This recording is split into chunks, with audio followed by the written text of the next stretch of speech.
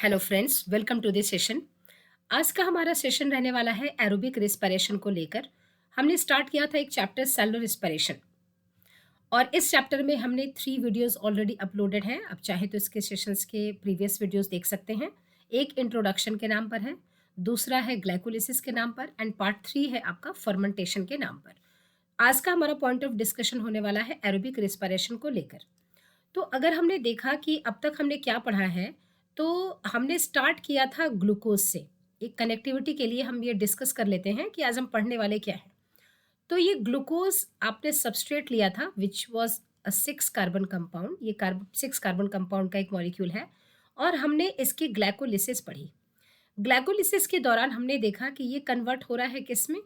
Pyruvic acid में। And pyruvic acid एक 3 carbon compound है, एक 3 कार्बन कंपाउंड है और इसके 2 मॉलिक्यूल बन रहे हैं।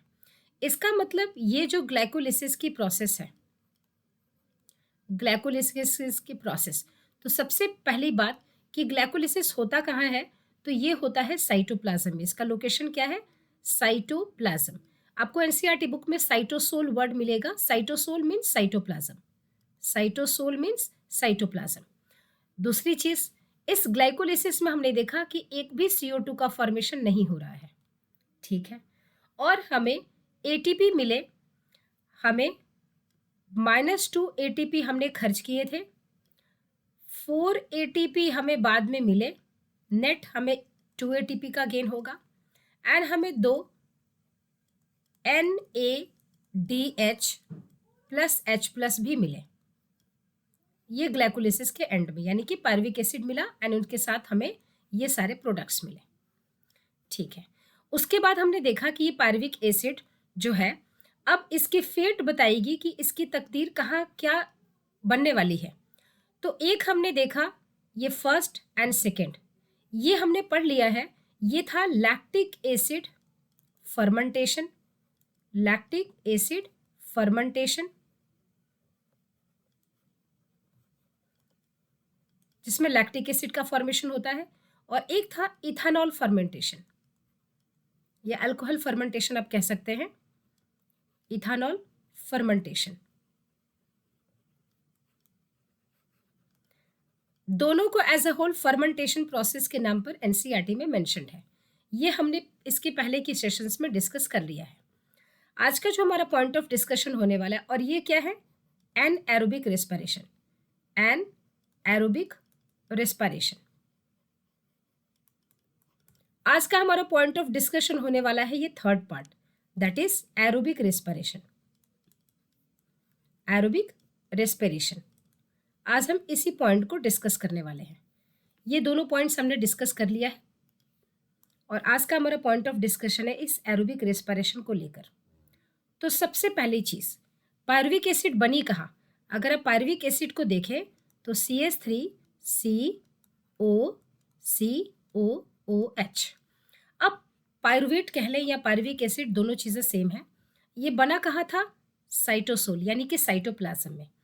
अब ये पायरुविक एसिड जो 3 कार्बन कंपाउंड है, एरोबिक रेस्पिरेशन करेंगे तो होगा क्या कि हमारा मेन मोटो क्या रहने वाला है इस एरोबिक रेस्पिरेशन के लिए, कि हम क्या करने वाले हैं, इस तीनों ही कार्बन को, अगर आप देख पा रहे हैं, एक कार्बन, 2 कार्बन और एक 3 कार्बन, ये तीनों ही कार्बन का हमारा टारगेट होने वाला है कि इस तीनों ही कार्बन को हम CO2 के फॉर्म में बना दें।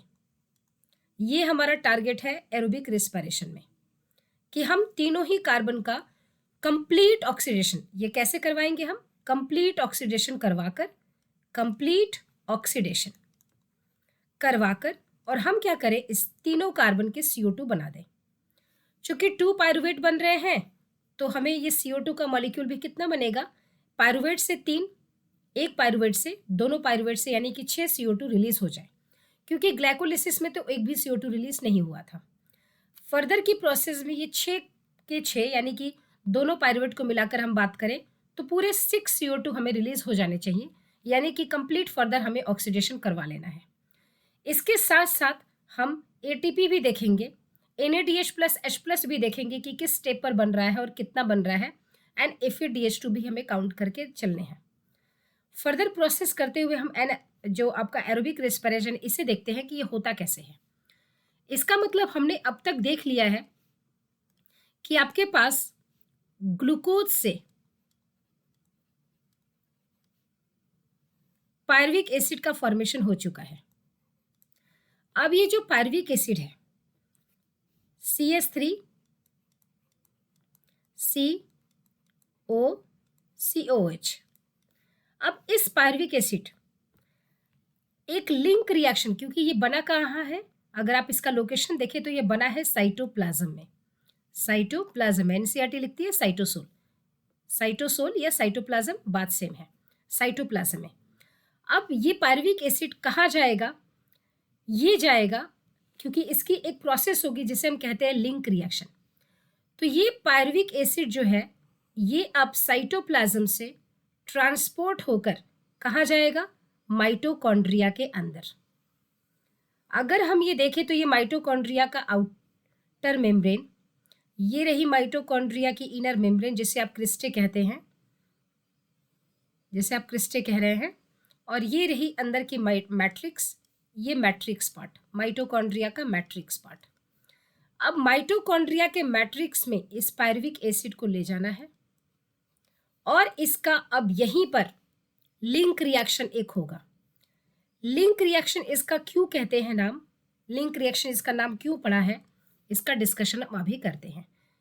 अब यानी कि जो पायरुविक एसिड बना ये ग्लूकोज से, ये ग्लूकोज से जो पायरुविक एसिड बना, pyruvic acid CH3 COCOOH, 2 molecule बने थे इसके। अब क्या होगा, इस पायरुविक एसिड का लिंक रिएक्शन करवाई जाएगी। लिंक रिएक्शन मतलब कि ये क्या होगा, ये किस में कन्वर्ट हो जाएगा, एसिटाइल कोएंजाइम ए में। अब ये जो एसिटाइल कोएंजाइम ए है, इसका नाम ऐसा क्यों पड़ा और क्यों बन रहा है, इसका नाम लिंक रिएक्शन क्यों है, देखिए। एक्चुअली ये एसिटाइल कोएंजाइम ए एक 2 कार्बन कंपाउंड है और इसके एक पायरुवेट से एक एसिटाइल कोएंजाइम है, 2 पायरुवेट से 2 एसिटाइल कोएंजाइम है। अब इस प्रोसेस के दौरान अगर हम इस एसिड का देखें तो इस एसिड से CO2 रिलीज होगा, यानी कि ये यहाँ पर कंप्लीट ऑक्सीडेशन इस कार्बन का होगा और ये CO2 यहाँ से रिलीज होंगे। एक पायरुवेट से एक CO2, तो एज अ होल हम कह सकते हैं 2 पायरुवेट से 2 CO2। इसके साथ साथ यानी कि इसको अगर हम ध्यान में देखें तो ये प्रोसेस क्या हो जाता है, डीकार्बोक्सिलेशन, डीकार्बोक्सिलेशन। बढ़िया। नेक्स्ट, इस प्रोसेस के दौरान कोएंजाइम ए की एंट्री होती है, कोएंजाइम ए की एंट्री होती है, कोएंजाइम ए, एक पायरुवेट के लिए एक, तो 2 पायरुवेट के लिए 2 कोएंजाइम ए की एंट्री होगी। यहाँ से अगर आप देखें तो हाइड्रोजन रिमूव हो रहा है, ठीक है, CO2 रिलीज हो जाएगा, हाइड्रोजन रिमूव होगा, और हमें पता है कि जब हाइड्रोजन रिमूव होगा तो ये स्ट्रक्चर क्या बनने वाला है, स्ट्रक्चर आपने पढ़ा होगा, ये स्ट्रक्चर क्या बनेगा, एसिड से बनेगा ये CH3COH, यानी कि एसिटल्डिहाइड। क्या बन जाएगा ये, एसिटल्डिहाइड,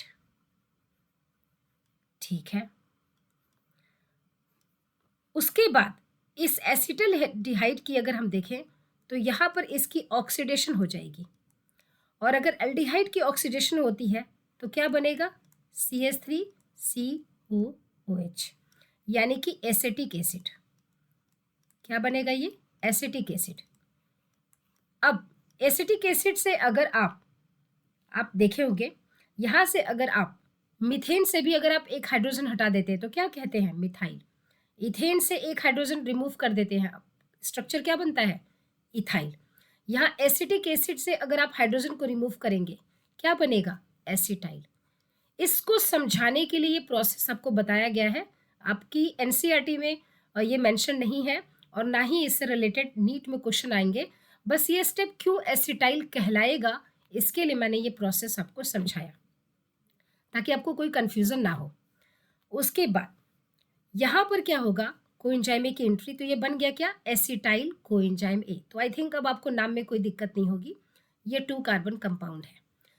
2 कार्बन कंपाउंड, 2 मॉलिक्यूल बने, 4 कार्बन यहाँ और प्लस 2 कार्बन CO2 के फॉर्म में रिलीज हो गए हैं। यानी कि 6 कार्बन में से मेरा 2 कार्बन CO2 के फॉर्म में रिलीज हो गया है। अब मेरे पास ये 4 कार्बन रह गए हैं जिसके हमें CO2 के फॉर्म में रिलीज करना है। इसके साथ साथ इस प्रोसेस में, क्योंकि ये यहाँ पर हाइड्रोजन भी रिमूव होंगे, तो इस हाइड्रोजन को कौन पिक करेगा, इस हाइड्रोजन को पिक करने वाले हैं NAD+, और यहाँ से इलेक्ट्रॉन भी रिलीज होते हैं। यहाँ से क्या होगा, ये बन जाएगा NADH+H+, ये फॉर्मेशन हो जाएगी क्योंकि यहाँ से इलेक्ट्रॉन्स भी निकलते हैं नाउ। लेकिन हम हाइड्रोजन पर फोकस यहाँ कर रहे हैं। यहाँ पर क्या होगा, इस प्रोसेस को हम, ये लिंक रिएक्शन का नाम है, इसे हम क्या कहते हैं, लिंक रिएक्शन। तो सबसे इंपॉर्टेंट पॉइंट्स आप लिखते चलेंगे यहाँ पर कि इस प्रोसेस को हम क्या कहते हैं, लिंक रिएक्शन। लिंक रिएक्शन, क्यों लिंक रिएक्शन कहते हैं हम इसे, सबसे पहले तो इसे जस्टिफाई कर लें। क्योंकि एसिटाइल कोएंजाइम ए बनेगा और ये क्या करता है, अब ये तैयार है क्रेब्स साइकिल को रन करने के लिए। यहीं से अब क्रेब्स साइकिल रन करेगी, ठीक है। क्रेब्स साइकिल कभी भी पायरुविक एसिड से रन नहीं करेगी। क्रेब्स साइकिल जब एसिटाइल कोएंजाइम ए बन जाएगा इसके बाद रन करेगी। इसीलिए चूंकि ये ग्लाइकोलिसिस एंड क्रेब्स साइकिल के बीच में लिंक का काम कर रहा है, इसीलिए हम इसे कहते हैं लिंक रिएक्शन।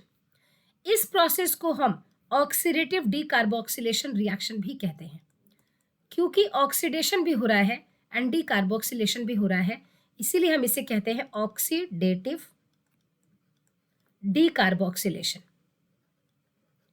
डीकार्बोक्सिलेशन लोकेशन अगर पूछे कि ये क्या कहाँ होगा, तो ये होता है मैट्रिक्स ऑफ माइटोकॉन्ड्रिया में। यहाँ आपको बताया मैट्रिक्स ऑफ माइटोकॉन्ड्रिया में ये लिंक रिएक्शन की प्रोसेस चलेगी। बढ़िया। अगर हम इसके एंजाइम्स के रिक्वायरमेंट पूछे कि किस एंजाइम की प्रेजेंस में ये होता है, तो एंजाइम का नाम है pyruvate dehydrogenase. Pyruvate dehydrogenase, dehydrogenase. इस एंजाइम का जिक्र आप एनसीईआरटी बुक में देखेंगे, ठीक है। यहाँ पर एक बार क्वेश्चन पूछा गया था कि यहाँ पर किस मेटल आयन की रिक्वायरमेंट होती है, तो वो है Mg+2। ये इंपॉर्टेंट है, क्वेश्चन यहाँ से पूछा गया है। तो ये सब इसके नाम हैं और ये इसके काम है। तो आई थिंक यहाँ से अब आपको कोई प्रॉब्लम नहीं होगी। चलिए, इसे एसिटाइलेशन ऑफ पायरुविक एसिड भी बोलते हैं, एक और नाम, इसे एक और नाम एसिटाइलेशन। एसिटाइलेशन, क्योंकि एसिटाइलेशन हो रहा है ना पायरुविक एसिड का, एसिटाइलेशन ऑफ पायरुविक एसिड भी इसे कहते हैं। अगर आप चाहें तो ये नाम भी नोट कर सकते हैं।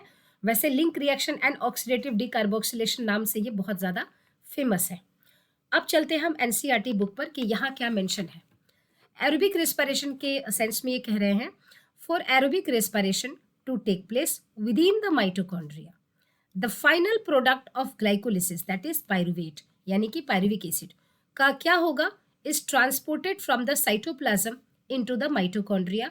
जो यहाँ पर आपको बताया गया था कि पायरुविक एसिड बना साइटोप्लाज्म में, लेकिन ट्रांसपोर्ट होगा कहाँ पर, मैट्रिक्स ऑफ द माइटोकॉन्ड्रिया में। The crucial events in aerobic respiration are, क्या क्या इवेंट्स होते हैं एरोबिक रेस्पिरेशन में। तो सबसे पहली चीज, कंप्लीट ऑक्सीडेशन होगा, किसका, पायरुवेट का। बाय स्टेप वाइज रिमूवल, अचानक से सारे कार्बन CO2 के फॉर्म में नहीं कन्वर्ट हो जाएंगे, ये स्टेप बाय स्टेप प्रोसेस है। सो स्टेप बाय स्टेप क्या होंगे, सारे कार्बन का रिमूवल हो जाएगा of all the hydrogen atoms living 3 molecules of CO2। एक पायरुवेट 3 कार्बन का, तो उससे 3 मॉलिक्यूल्स ऑफ CO2, 2 पायरुवेट से यहाँ पर कितने बन जाएंगे, 3 × 2 6 molecule of CO2। The passing on of the electrons removed as a part of hydrogen atoms to molecular O2 with simultaneously synthesis of ATP। ये हम इलेक्ट्रॉन ट्रांसपोर्ट चेन में हम इसका कॉन्सेप्ट पढ़ेंगे कि CO2 के बनने के साथ साथ हमारा जितना भी ATP बनेगा वो भी हम काउंट करेंगे। What is interesting to note is that the first process takes place in the matrix of the mitochondria। यानी कि किसकी बात कर रहे हैं हम, लिंक रिएक्शन एंड हम बात करेंगे क्रेब्स साइकिल की। कहाँ होता है ये, matrix of the mitochondria. Location याद रखेंगे, इंपॉर्टेंट है। वाइल द सेकेंड प्रोसेस यानी कि जो ईटीएस की प्रोसेस होती है, process is located on the inner membrane of the mitochondria. Electron transport chain की जो प्रोसेस होती है वो इनर माइटोकॉन्ड्रियल मेम्ब्रेन में होती है। अगर आप देख पा रहे हैं तो ये जो इनर माइटोकॉन्ड्रियल मेम्ब्रेन है, ये यहाँ पर ईटीएस की प्रोसेस चलेगी। हम इसका डिस्कशन बहुत डिटेल में करेंगे। पायरुवेट यानी कि pyruvic acid which is formed by the glycolytic catabolism of carbohydrate. जब ग्लूकोज की लाइसिस हुई थी, ब्रेकडाउन हुआ था, कैटाबोलिक प्रोसेस था, वहां पर पायरुवेट का फॉर्मेशन हुआ था इन द साइटोसोल। पहले भी आपको बताया था एनसीईआरटी में साइटोसोल वर्ड यूज किया गया है, किसके लिए? साइटोप्लाज्म के लिए। तो साइटोप्लाज्म कहें या साइटोसोल कहें, बात सेम है। So after it enters into the mitochondrial matrix, undergoes oxidative decarboxylation by a complex set of reactions catalyzed by pyruvate dehydrogenase। ये इसी की बात कर रहे हैं कि ये जो बना था आपका, ये पायरुविक एसिड कहाँ बना है? साइटोप्लाज्म में। उसके बाद ये ट्रांसपोर्ट हुआ है माइटोकॉन्ड्रिया के मैट्रिक्स में, माइटोकॉन्ड्रिया के मैट्रिक्स में। और यहाँ पर आप देख पा रहे हैं पायरुवेट डिहाइड्रोजनेज की प्रेजेंस में यहाँ पर क्या हो रहा है? इसका ऑक्सीडेटिव डीकार्बोक्सिलेशन। आप ये वर्ड देख पा रहे हैं, यहाँ मेंशन्ड है। So oxidative decarboxylation by a complex set of reactions catalysed by pyruvate dehydrogenase. मैंने आपको पहले भी बताया था इस एंजाइम की जरूरत पड़ेगी, और ये एंजाइम का नाम इंपॉर्टेंट है। लिंक रिएक्शन का नाम ऑक्सीडेटिव डीकार्बोक्सिलेशन भी कहते हैं, ये भी इंपॉर्टेंट है। The reactions catalysed by pyruvic dehydrogenase require the participation of several coenzymes including NAD+ and coenzyme A. जैसा कि आप यहाँ देख पा रहे हैं, तो एंजाइम क्या है? Pyruvate dehydrogenase. मैंने आपको बताया कि यहाँ Mg+2 की भी जरूरत होती है, और यहाँ पर कोएंजाइम ए एंड NAD+ की जरूरत कहाँ पड़ी? यहाँ आप देख पा रहे हैं, ये NAD+, coenzyme A, pyruvate dehydrogenase and Mg+2, इन सब की रिक्वायरमेंट है यहाँ पर। नाउ अब ये आपका ये लिंक रिएक्शन का यहाँ पर रिएक्शन दे दिया गया है। During this process, 2 molecules of NADH+ H+ are produced। इसका जिक्र कर रहे हैं, यानी कि कहाँ बना था ये? यहाँ पर। क्योंकि 2 मॉलिक्यूल लेकर चल रहे हैं तो सब कुछ हम 2 से करेंगे, ठीक है। Now from the metabolism of 2 molecules of pyruvic acid, एक मॉलिक्यूल ऑफ पायरुविक एसिड से एक, दो मॉलिक्यूल से 2, produce from 1 glucose molecule during glycolysis. Acetyl coenzyme A then enters a cyclic pathway. क्योंकि आप जो एसिटाइल कोएंजाइम ए है, ये रन करेगा वो साइक्लिक पाथवे जिसका नाम है क्रेब्स साइकिल, जिसका नाम है tricarboxylic acid cycle, more commonly called as Krebs cycle, after the scientist Hans Krebs. इनका नाम था क्रेब्स, इसीलिए इसका नाम क्या है? क्रेब्स साइकिल भी, हु फर्स्ट डिस्कवर्ड इट, ठीक है। तो अब हम जिक्र करने जा रहे हैं कि अब तक हमने क्या देखा। हमने ये देखा है कि ग्लूकोज से, इस ग्लूकोज से पायरुविक एसिड बन गया था, 3 कार्बन कंपाउंड, 2 मॉलिक्यूल, 6 कार्बन का। ये पायरुविक एसिड का लिंक रिएक्शन हो गया है और ये एसिटाइल कोएंजाइम ए के फॉर्म में बन चुका है। एसिटाइल कोएंजाइम ए एक 2 कार्बन कंपाउंड और ये 2 मॉलिक्यूल बने। अगर हम लोकेशन की बात करें तो ये था आपका ग्लाइकोलिसिस और ये हुआ था साइटोप्लाज्म में। अगर हम इसकी बात करें, ये लिंक रिएक्शन ये कहाँ हुआ था? मैट्रिक्स में, मैट्रिक्स में, ठीक है। अब अभी तक हमारे पास क्या क्या हो चुके हैं? इस 6 कार्बन में से 2 कार्बन CO2 के फॉर्म में बन चुका है।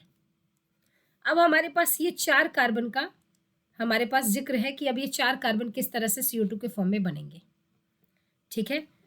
ग्लाइकोलिसिस में अगर हम देखें, अगर हम ग्लाइकोलिसिस का देखें तो ग्लाइकोलिसिस में हमने 2 ATP खर्च किए थे, 4 ATP हमें बनता हुआ दिखा था, नेट की बात करेंगे तो 2, और 2 NADH एंड ADH+H+ भी बने थे, ये ग्लाइकोलिसिस में। लिंक रिएक्शन की अगर हम बात करें, लिंक रिएक्शन में, तो यहाँ पर हमें 2 ADH+H+ बना था। एटीपी की अगर हम बात करें, एटीपी नहीं बना है, डायरेक्ट एटीपी नहीं बना है, 2 NADH+H+ बने थे। अब ये एसिटाइल कोएंजाइम में तैयार है क्रेब्स साइकिल को रन करने के लिए। तो अगली जो हमारी प्रोसेस होगी वो होगी क्रेब्स साइकिल को लेकर, यानी कि क्रेब्स साइकिल क्या होता है उसे हम अब पढ़ने जा रहे हैं। नाउ अब एक चीज और, जो ये क्रेब्स साइकिल रन करेंगे, ठीक है, यानी कि यहाँ पर हम देखने जा रहे हैं क्रेब्स साइकिल क्या होता है। क्रेब्स साइकिल से रिलेटेड इंफॉर्मेशन सबसे पहली चीज, यानी कि हम क्या पढ़ने वाले हैं, ट्राई कार्बोक्सिलिक एसिड साइकिल। तो सबसे पहले तो आप इसका नाम जान लीजिए कि इतने सारे इसके नाम क्या हैं। आप या तो क्रेब्स साइकिल कहें साइंटिस्ट के नाम पर, क्रेब्स साइकिल कहें साइंटिस्ट के नाम पर, ठीक है। आप इसे TCA साइकिल भी कह सकते हैं।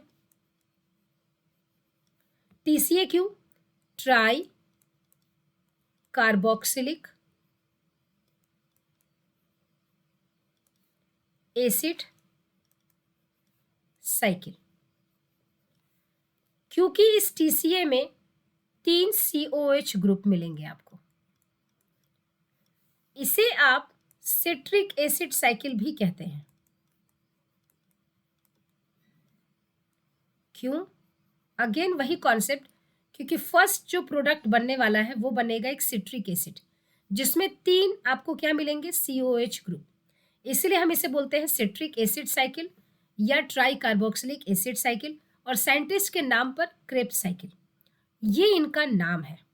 लोकेशन का अगर हम जिक्र करें कि होता कहाँ है, तो लोकेशन अगेन मैट्रिक्स है, मैट्रिक्स ऑफ माइटोकॉन्ड्रिया, माइटोकॉन्ड्रिया के मैट्रिक्स में होगा, ये इसका लोकेशन है। इसमें 2 इंपॉर्टेंट एंजाइम का नाम आपको बहुत ही ध्यान से याद रखना है। ये 2 इंपॉर्टेंट एंजाइम्स हैं, एक सिट्रेट सिंथेज, याद रखेंगे सिंथेटेज नहीं बोलेंगे आप, सिंथेज इसका नाम है, सिंथेटेज नहीं है। बहुत सारे बच्चे कंफ्यूज कर लेते हैं, सिंथेटेज बोलेंगे, सिंथेज है पहली एंजाइम। दूसरी एंजाइम का नाम है सक्सिनेट, वैसे और भी एंजाइम्स है लेकिन ये 2 एंजाइम बहुत बार पूछे गए हैं, सक्सिनेट डिहाइड्रोजिनेज, ये 2 एंजाइम बहुत इंपॉर्टेंट है। सॉरी। अब हम चलते हैं कार्बो यानी कि आपका क्रेब्स साइकिल को अब रन करने। अब क्रेब्स साइकिल को ध्यान से अब अगर हम देखें तो क्या क्या इंपॉर्टेंट पॉइंट्स इसमें हमें ध्यान देने वाले हैं, ध्यान से देखिए।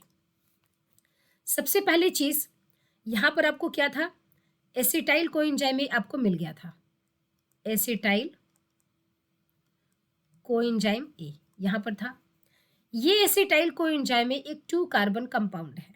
हम एक एसिटाइल कोएंजाइम को लेकर चल रहे हैं, क्योंकि एक ग्लूकोज के लिए 2 बार क्रेब्स साइकिल रन करती है, एक बार एक एसिटाइल कोएंजाइम को लेकर, नेक्स्ट टाइम दूसरी बार, यानी कि for 1 glucose molecule Krebs cycle कितनी बार रन करेगी, 2 बार। चलिए, ये एसिटाइल कोएंजाइम एक 2 कार्बन कंपाउंड, अब इसको फर्दर एक प्रोडक्ट तैयार करके बनाना है जिसका नाम है सिट्रिक एसिड, जिसका नाम क्या है, सिट्रिक एसिड। ये इसको बनाना है इस क्रेब्स साइकिल को रन करने के लिए। ये एक 6 कार्बन कंपाउंड है और यही फर्स्ट स्टेबल प्रोडक्ट बनने वाला है, यहाँ पर पहला प्रोडक्ट क्रेब्स साइकिल का, तो इसीलिए हम इसको बोलते हैं सिट्रिक एसिड साइकिल। ये यहाँ से इंपॉर्टेंट है, चूंकि इसमें 3 कार्बोक्सिलिक एसिड ग्रुप होते हैं इसीलिए हम बोलते हैं TCA, try carboxylic acid cycle. अब बात यह है कि एसिटाइल कोएंजाइम ए के सामने एक प्रॉब्लम है बहुत बड़ी। ये कह रहा है कि मैं तो 2 कार्बन का हूँ, मैं एक 6 कार्बन का कंपाउंड कैसे बना सकता हूँ, बट मैं अगर नहीं बनाऊंगा तो मेरे ये जो 2 कार्बन है ये CO2 के फॉर्म में रिलीज नहीं होंगे, तो ये पूरी की पूरी कंप्लीट ऑक्सीडेशन की प्रोसेस नहीं हो पाएगी। करने का सिर्फ एक ही तरीका है कि मैं सिट्रिक एसिड बनाऊं और आगे की फर्दर की प्रोसेस में रन कराऊं।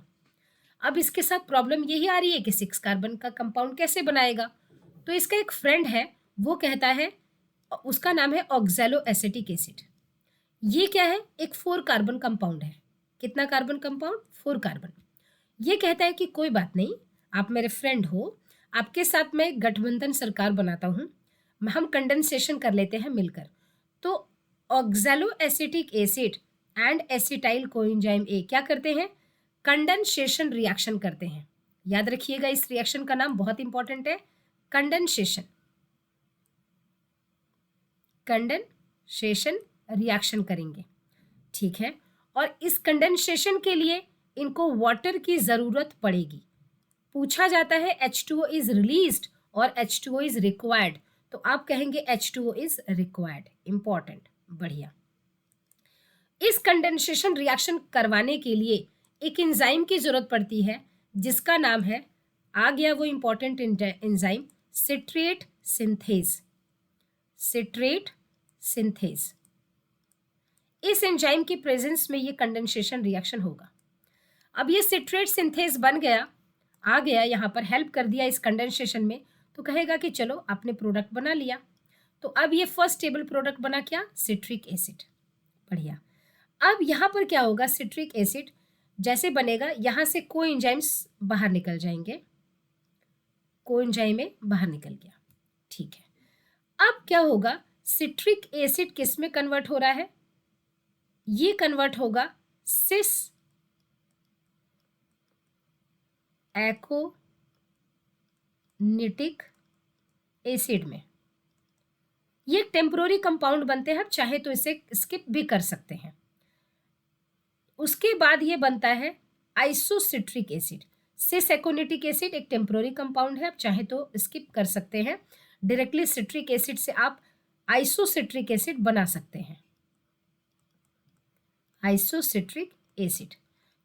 क्योंकि इनमें एक ही एंजाइम और एक ही आयन यूज होता है जिसका नाम है, यहाँ पर ये होता है आयरन के प्रेजेंस में Fe+2, ये भी आयरन के प्रेजेंस में Fe+2।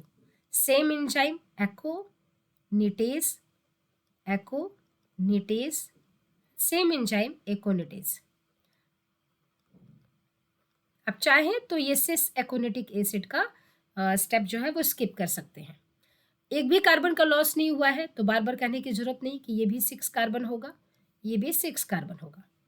अब क्या होगा कि ये जो आइसोसिट्रिक एसिड है ये किस में कन्वर्ट होगा? बहुत इंपॉर्टेंट कंपाउंड है अल्फा कीटो ग्लूटारिक एसिड। क्या नाम है इसका? अल्फा कीटो ग्लूटारिक एसिड में, ये इसमें कन्वर्ट होगा। अल्फा कीटो ग्लूटारिक एसिड एक 5 कार्बन कंपाउंड है। इसका मतलब ये हुआ कि यहाँ से CO2 क्या हुआ? CO2 का लॉस, यानी कि यहाँ से CO2 निकल गया, यहाँ से CO2 का लॉस हो गया, ठीक है।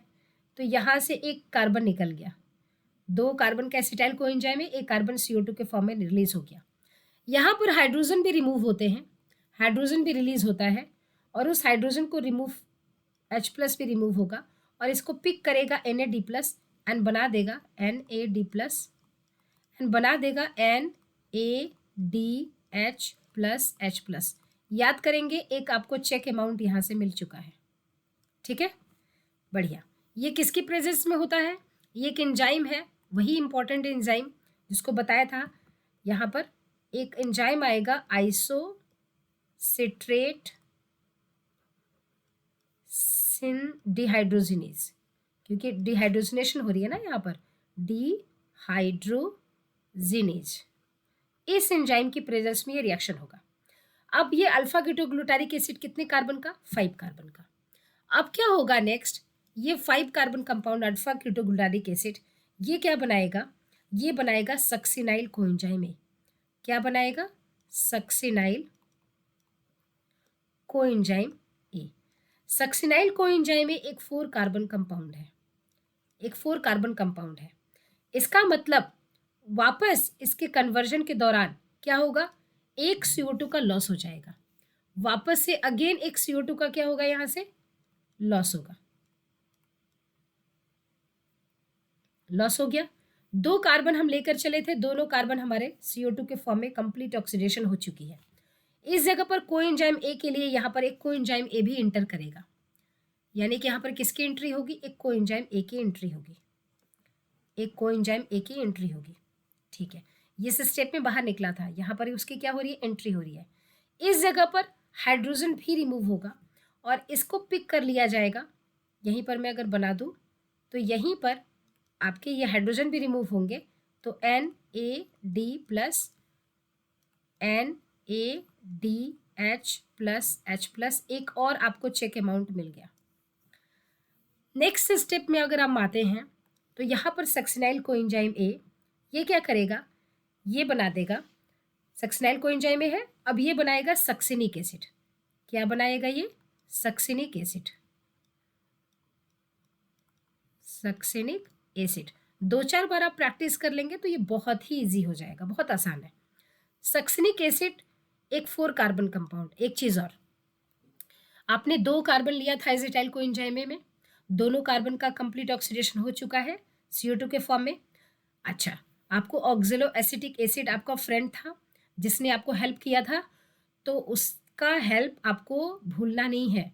उस ऑक्जेलो एसिटिक एसिड को वापस से बनाकर आपको दे देना है, ताकि दोबारा आप एसिटाइल कोएंजाइम ए लेकर आप आने वाले हैं। आपको याद है आपके 2 एसिटाइल कोएंजाइम ए बने थे, तो अभी आपने एक एसिटाइल कोएंजाइम ए को लेकर आपने क्रेब्स साइकिल रन की है।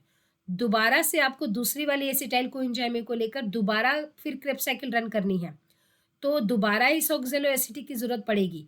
तो अगर इसको आप ये 4 कार्बन वापस नहीं करेंगे, तो आप किस मुँह से इसे माँगेंगे कि दोबारा मुझे हेल्प करने के लिए दे दो? नहीं करेगा ना ये हेल्प। तो इसीलिए अब आपके पास सक्सिनाइल कोएंजाइम ए के यहाँ पर 4 कार्बन मिल गए।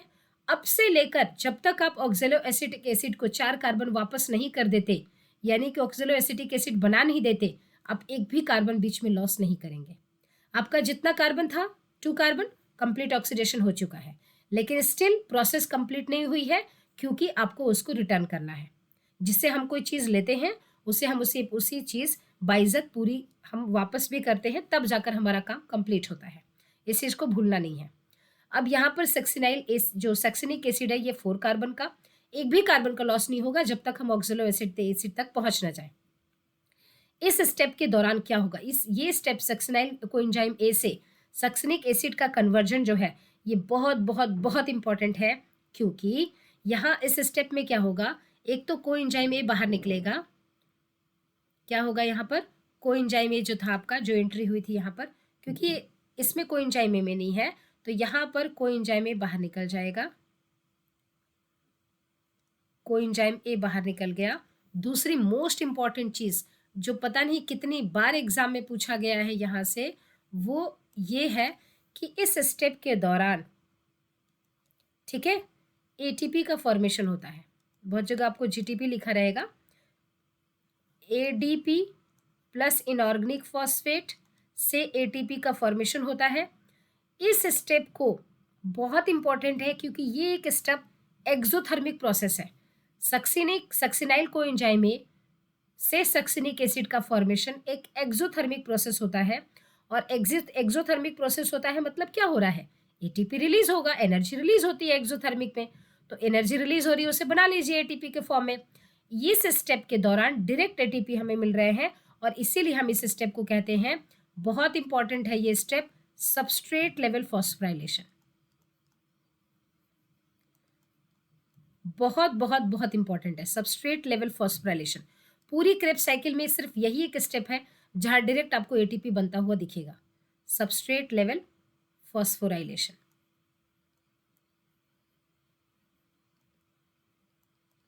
ठीक है, बढ़िया, ये आप याद रखेंगे। नेक्स्ट सक्सिनिक एसिड, उसके बाद ये किस में कन्वर्ट हो जाएगा, succinic acid will get converted into fumaric acid. Fumaric acid again कहने की जरूरत नहीं पड़नी चाहिए कि ये भी 4 कार्बन का होगा। फ्यूमेरिक एसिड के दौरान, इस कन्वर्जन के दौरान क्या होगा, FAD है, ये कन्वर्ट हो जाएगा FADH2 में। पहली बार आपको बनता हुआ दिख रहा होगा FADH2, है ना। चलिए, यहाँ पर हाइड्रोजन के रिमूवल हुए और ये क्या बन गया, FADH2। यहाँ पर जो विटामिन आप खाते हो ना, विटामिन बी, उसका राइबोफ्लेविन यूज़ होता है इस जगह पर बनाने के लिए। खैर इतना डिटेल आपसे नहीं पूछने वाला। फिर आपसे fumaric acid will get converted into malic acid. Malic acid again 4 carbon ही होगा, ठीक है, मैलिक एसिड, और यहाँ पर H2O रिलीज होता है इस प्रोसेस में, H2O इज रिलीज्ड।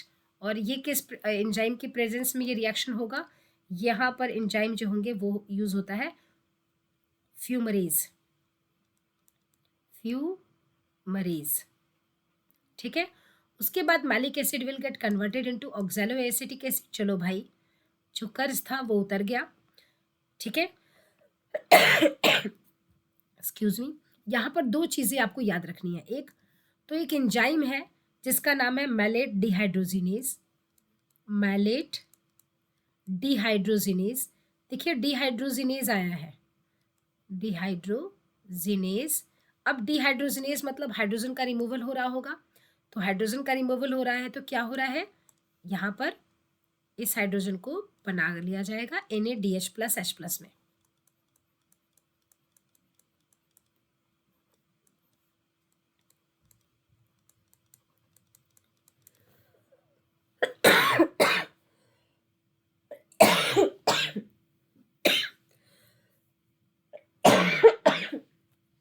सॉरी, थोड़ी तबीयत ठीक नहीं ले रही है, बच्चों का एग्जाम है इसलिए वीडियोस बनाने अभी जरूरी हैं ना। ये रही पूरी की पूरी प्रोसेस, इसे कहते हैं क्रेब्स साइकिल। यानी कि अगर हम देखें तो एक ग्लूकोज के लिए, यानी कि एक ग्लूकोज मॉलिक्यूल था, उस एक ग्लूकोज के लिए लिंक रिएक्शन कितनी बार होगी, 2 बार। ये आपका प्रोसेस जो क्रेब्स साइकिल आप देख रहे हैं ये कितनी बार होगी, 2 बार। अब हम चलते हैं अपने एनसीईआरटी बुक पर, यहाँ क्या लिखा हुआ है ये देखिए, ट्राई कार्बोक्सिलिक एसिड साइकिल, या आप कह सकते हैं क्रेब्स साइकिल, या आप कह सकते हैं citric acid cycle. The TCA cycle starts with the condensation of acetyl group with oxaloacetic acid, यही आपको बताया गया था, and water, ठीक है, यानी कि वाटर इज रिक्वायर्ड। क्या प्रोडक्ट बना पहली बार, citric acid. The reaction is catalysed by the enzyme citrate synthase, बताया गया आपको, and a molecule of CO2 is coenzyme A is released. देखिए आपके प्रोसेस में बताया गया सारी चीज स्टेप में, बढ़िया। सिट्रेट इज देन, यानी कि citric acid is then isomerised to isocitrate. यहाँ आपको पहले ही बताया था 6 एकोनिटिक एसिड वाला आप स्टेप मिस कर सकते हैं, ये टेम्पोररी कंपाउंड बनता है। डायरेक्ट आप सिट्रिक एसिड से आइसोसिट्रिक एसिड भी लिख सकते हैं। It is followed by 2 successive steps of decarboxylation, 2 बार लगातार डीकार्बोक्सिलेशन की प्रोसेस हो रही है, एक यहाँ और एक यहाँ, leading to the formation of alpha ketoglutaric acid जो कि एक 5 कार्बन कंपाउंड है, and then succinyl coenzyme A. In the remaining steps of citric acid cycle, succinyl coenzyme A is oxidized to oxaloacetic acid, allowing the cycle to continue. यानी कि succinic acid बन गया यहाँ पर, सक्सिनाइल कोएंजाइम A यहाँ पर बना था 4 आपका कार्बन का, ठीक है। तो 4 कार्बन के बाद एक भी कार्बन का लॉस नहीं होगा, कब तक, जब तक कि ऑक्सैलोएसिटिक एसिड बनना जाए। During the conversion of succinyl coenzyme A to succinic acid, a molecule of GTP is synthesized. This is a substrate level phosphorylation, very important. ठीक है, ये स्टेप आप देख सकते हैं, सबस्ट्रेट लेवल फॉस्फोराइलेशन है। In a coupled reaction GTP is converted to GDP with the simultaneous synthesis of ATP from ATP। आप यहीं पर डायरेक्ट ATP पे आप लिख सकते हैं। Also, there are 3 points in the cycle where NAD plus is reduced to NADH plus H plus। 3 जगह आप देख सकते हैं NADH plus H plus का फॉर्मेशन हुआ है, and 1 point where FAD plus is reduced to FADH2। चलिए cycle दिखाते हैं आपको, कलर चेंज कर देते हैं सब कुछ पॉइंट नोट करने के लिए। देखिए एक जगह आपको ATP बनता हुआ दिखेगा, वो एक जगह है ये, एक ATP एक साइकिल के अंदर।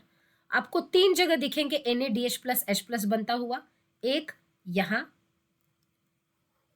सेकेंड यहां, और एक आपको यहां, है ना। तो फर्स्ट सेकेंड थर्ड टीम आपको FADH2 यहां देख मिलता हुआ नजर आएगा, यानी कि एक, यानी कि पूरी की पूरी अगर हम क्रेब्स साइकिल में, सिर्फ क्रेब्स साइकिल के अंदर हम अगर बात करें तो एक फ्लो चार्ट हम बना ले रहे हैं ग्लाइकोलिसिस का, लिंक रिएक्शन का एंड क्रेब्स साइकिल का।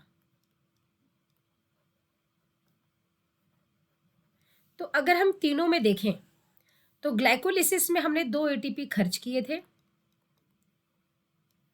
हमें 4 एटीपी मिले थे और हमें 2NADH प्लस H प्लस भी मिला था।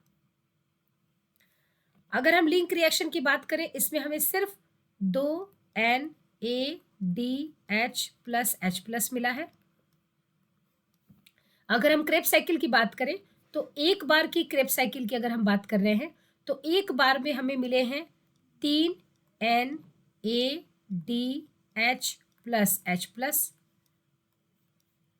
2 बार की क्रेब्स साइकिल की बात करेंगे तो इसे हम मल्टीप्लाई कर दीजिए 2 बार से। अगर आप देखें तो आपको मिला है एक FADH2।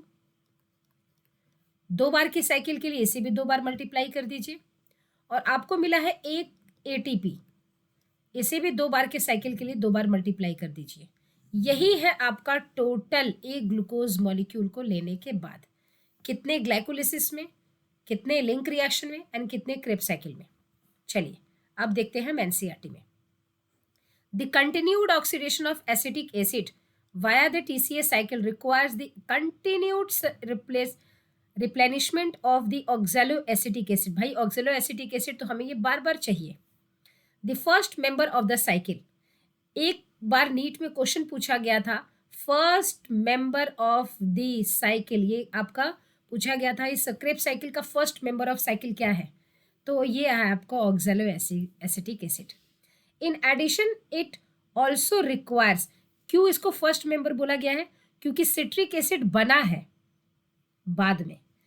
एसिटाइल कोएंजाइम में तो क्रेब्स साइकिल रन करने के पहले ही बन चुका था, तो क्रेब्स साइकिल रन करने के लिए अगर हम इन तीनों पर फोकस करें, एसिटाइल कोएंजाइम में क्रेब्स साइकिल का प्रोडक्ट नहीं है, क्रेब्स साइकिल का मेंबर नहीं है, पहले से बन चुका था। सिट्रिक एसिड साइकिल बाद में बना है, लेकिन इसका पहला मेंबर, फर्स्ट वेलकमिंग मेंबर की अगर हम बात करें वो है oxaloacetic acid. Very important, NEET में क्वेश्चन पूछा जा चुका था और कई बच्चे इसमें कंफ्यूज हुए थे। कोई कह रहा था एसिटाइल कोएंजाइम में, कोई कह रहा था सिट्रिक एसिड, आंसर है oxaloacetic acid. Important. In addition it also requires regeneration of NAD plus and FAD plus from NADH and FADH2 respectively. The summary equation for this phase of respiration may be written as follows, जो कि आपका नीचे यहाँ given है। ये आपकी पूरी की पूरी पायरुविक एसिड का, ठीक है, पायरुविक एसिड से लेकर जो माइटोकॉन्ड्रिया के मैट्रिक्स में जो इवेंट्स हुए हैं उनका जिक्र किया गया है। ये एक पायरुविक एसिड के लेकर बात कर रहे हैं, 2 के लिए आप ईच को क्या करेंगे, मल्टीप्लाई कर देंगे 2 से। We have till now seen that glucose has been broken down to release CO2। अब ग्लूकोज का हमने देखा कि CO2 रिलीज हो गए हैं and 8 molecule of NADH plus H plus 2 of FADH2 have been synthesized beside just 2 molecule of ATP। You may be wondering why we have been discussing respiration at all। Neither O2 has come into the picture nor the promised large number of ATP has yet been synthesized। Also, what is the role of NADH plus H plus and FADH2 that is synthesized? Let's now understand the role of O2 in respiration and how ATP is synthesized। इस पूरे information में सिर्फ इतनी बात की जा रही है कि आपसे बेटा प्रॉमिस किया गया था ये कि ये जो एक ग्लूकोज मॉलिक्यूल को हम लेकर चल रहे हैं, एक ग्लूकोज मॉलिक्यूल को लेकर हम चल रहे हैं, इस एक ग्लूकोज मॉलिक्यूल जो कि 6 कार्बन का है, तो इसका फर्दर ऑक्सीडेशन करवाकर हम क्या क्या रिलीज कर रहे हैं। तो हमने अब तक देखा कि इस 6 कार्बन का 6 CO2 हमें रिलीज हो गए हैं पूरे प्रोसेस के दौरान, ठीक है। लेकिन इससे हमें अभी तक तो सिर्फ जो ग्लाइकोलिसिस में हमें 2 नेट एटीपी बने थे वो, और जो हमारे क्रेब्स साइकिल में 2 बार क्रेब्स साइकिल रन करने के बाद जो हमारे ये एटीपी मिल रहे हैं, यानी कि ये एक एटीपी हमें बनता हुआ नजर आ रहा है, एक ये एटीपी बनता हुआ नजर आ रहा है और एक ये एटीपी नेट भी तो है 2 ही एटीपी, है ना? लेकिन हमें इतने सारे एनर्जी तो नहीं मिले। एरोबिक रेस्पिरेशन में आपने जब फर्मेंटेशन पढ़ाया था तो आपने बोला था फर्मेंटेशन में एरोबिक रेस्पिरेशन के कंपेयर में बहुत कम एनर्जी बनती है। एरोबिक रेस्पिरेशन में बहुत ज़्यादा एनर्जी बनती है, बट वो बहुत ज़्यादा एनर्जी है कहाँ? हमें तो नहीं दिख रहे हैं। एनर्जी है। कहाँ है? आपको पहले भी बताया था, एटीपी को आप कैसे कंसिडर करेंगे? चेक अमाउंट की तरह। NADH प्लस H प्लस को कैसे कंसिडर करेंगे? चेक अमाउंट की तरह। ये कैश अमाउंट है, ये आपका चेक है। एंड FADH2 भी आपका क्या है? चेक है। तो अगर आप यहाँ देखें, काउंट करें टोटल, तो NADH2 आपको कितने बने हैं?